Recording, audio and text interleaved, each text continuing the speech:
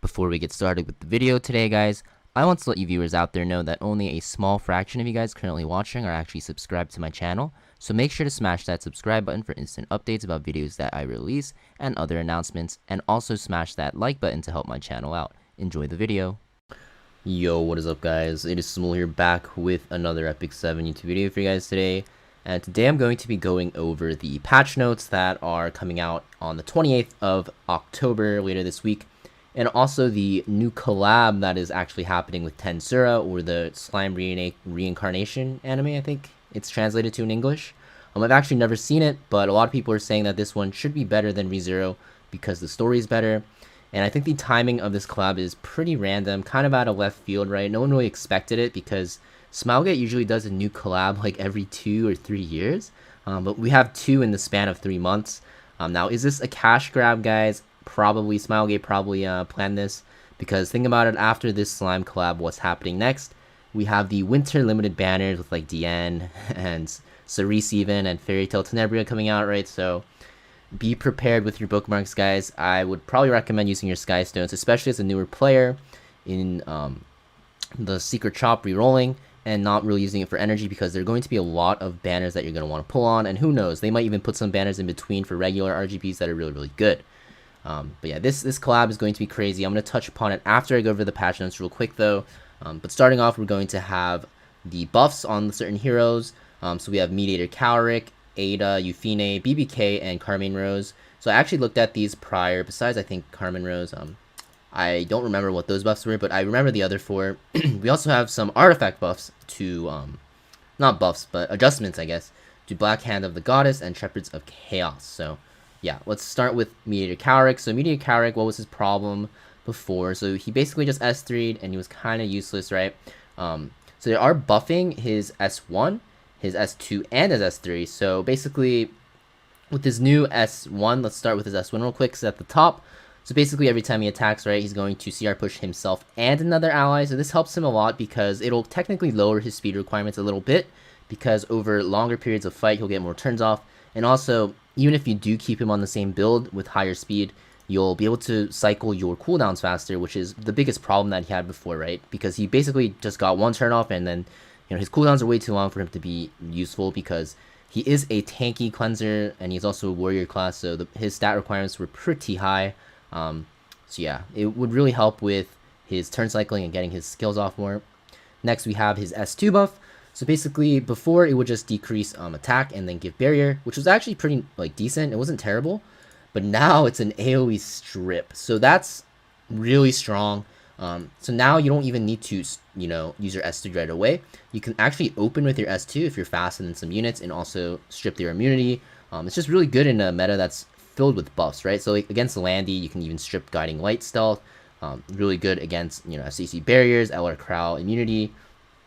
Even like the new Ran immunity buff, if you can have your Meteor Carrick live, you can even strip the immunity and get your attack down. And barrier to everyone, which will pretty much neuter some cleaves. So Meteor Carrick is actually going to be a decent unit into cleave now, especially in RTA settings.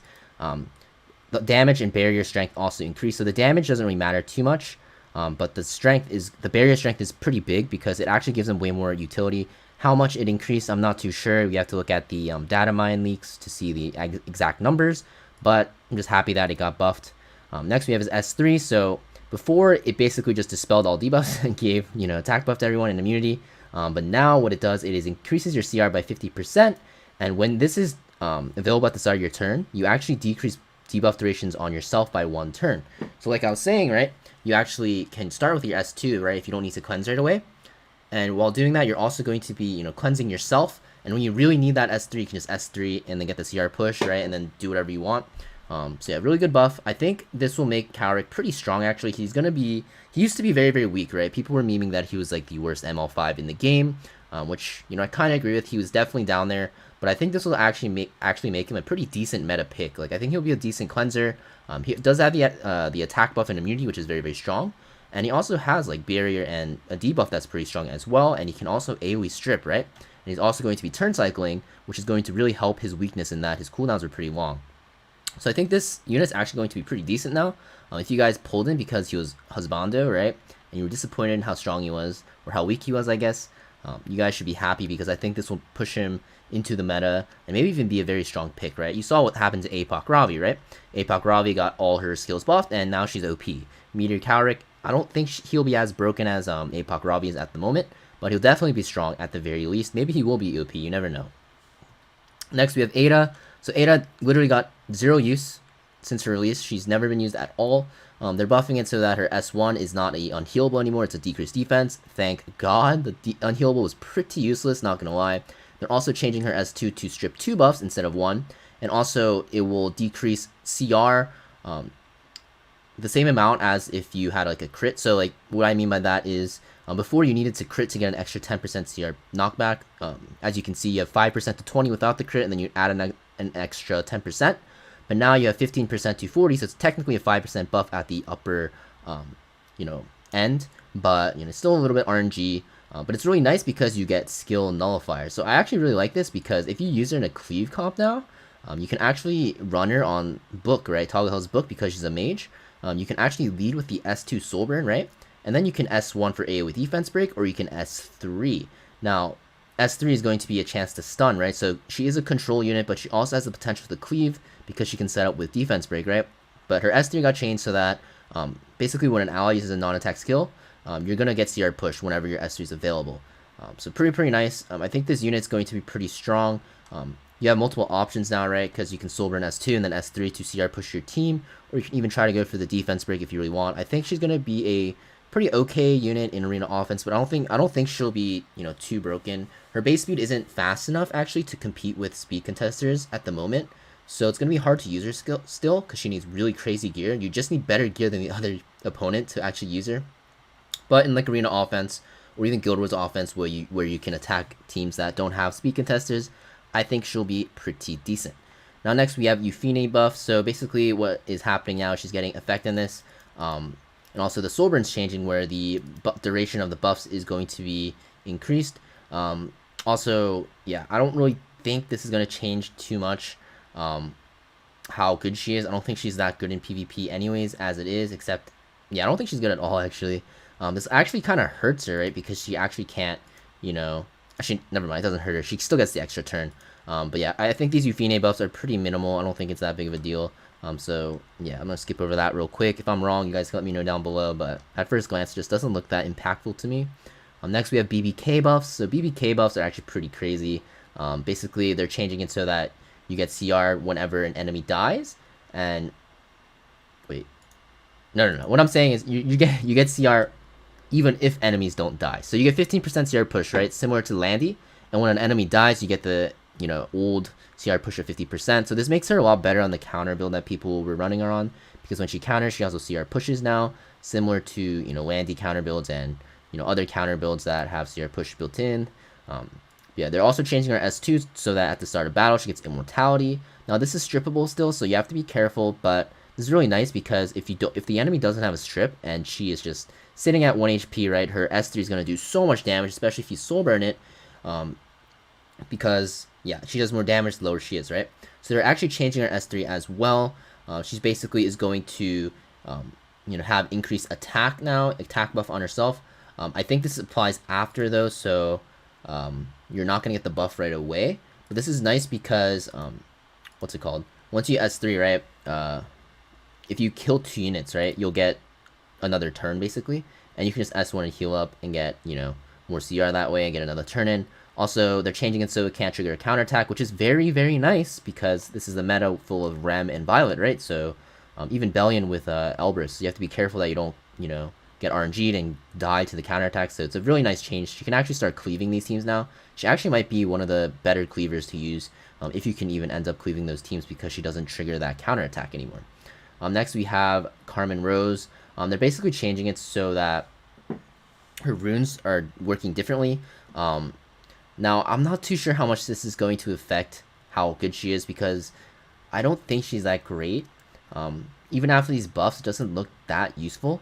So yeah, I'm not going to really comment too much on these changes. I think it's going to be maybe useful in some PvE areas, but in PvP, definitely I don't think it'll change much. She's a 3-star. 3-star units to be good in PvP, they need to have really good skills. They're not changing her skills at all, really. just changing her runes, which I guess does technically change her skills, but like looking at it, like vampirism, you know, it's whatever. You know, you used to have to attack an earth elemental hero for unhealable. Now it's like anyone. It's like minimal changes. Maybe she'll be useful in some PvE content though.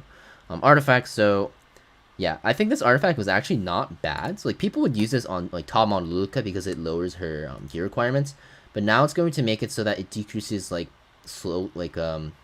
by a slower amount, and it'll decrease to 18% now instead of 12% from 24. So I think this artifact can be used on some mages. It doesn't really change too much though, because when you use it on top model Luca, you still expect her to just, you know, get her S2 into S3 and just one-shot someone. And then afterwards it's kind of like a bonus. Top model Luca is just there to delete one unit. But yeah, that's the only unit that really uses this, to be honest. And like the effect decreasing by less, I guess, is nice in longer fights, but you were mostly looking for the crit chance of crit damage for that turn 1, right? Because every time it decreases, you're still not going to be at 100% crit chance anyways, so it doesn't really matter too much, but I guess it's okay. Shepherds of Chaos, yeah, now you get 10% defense. I just don't know if that's good. I don't think this changes much. It looks like a pretty crappy change, so I don't think it'll change much. I think that's from the Hall of Trials shop anyway, so, you know, not that great of a change in my opinion. But yeah, let's go to the what's it called? Let's look at the collab. So now there's nothing really released yet on it. They just said that they're collabing.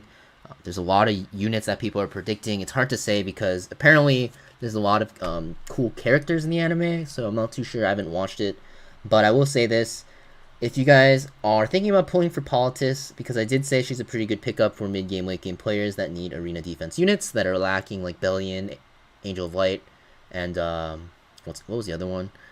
There was another anti-cleave unit. But the thing is, like, yeah, you might not want to pull for anywhere because collab is probably going to be 2 banners that you have to pull for.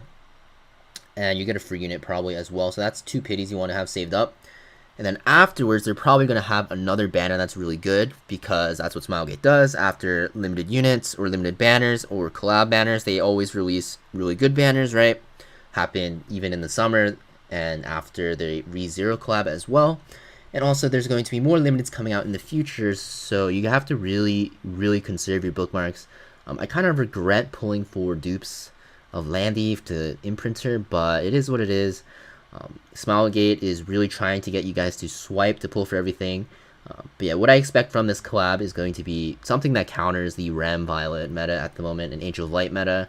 Definitely, for sure. There's no way they don't release units that do that in this collab, because honestly, this meta is kind of boring because you see the same old units over and over. I guess it's like that in most metas, but this meta especially, I feel like there's less variation than prior ones, so hopefully they do release some counters to that, and hopefully they're not so broken that they need to release even more counters to the counters, but that probably might happen, so, you know, don't get your hopes up that it won't.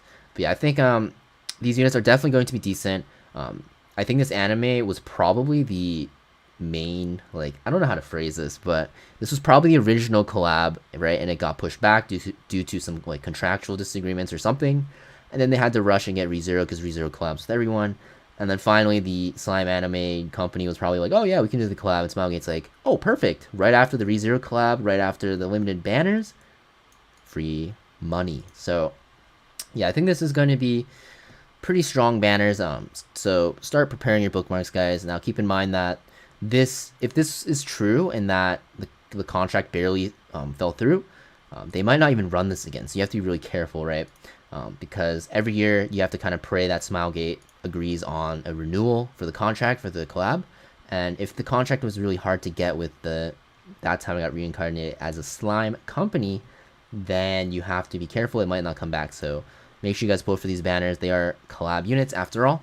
And hopefully we get some info soon on how strong those units are, so I can kind of, you know, comment and just talk about my thoughts about them.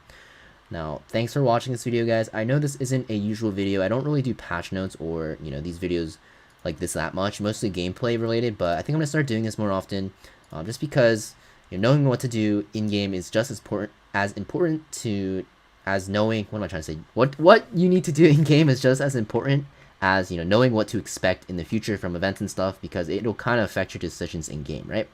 So yeah, if you guys like this video, make sure you leave a like, comment, and subscribe. I know it's been a while since I've made some videos, but hopefully my midterms go well and they end soon, and then I can start making videos on a more daily or consistent basis. And I'll see you guys next video. Peace!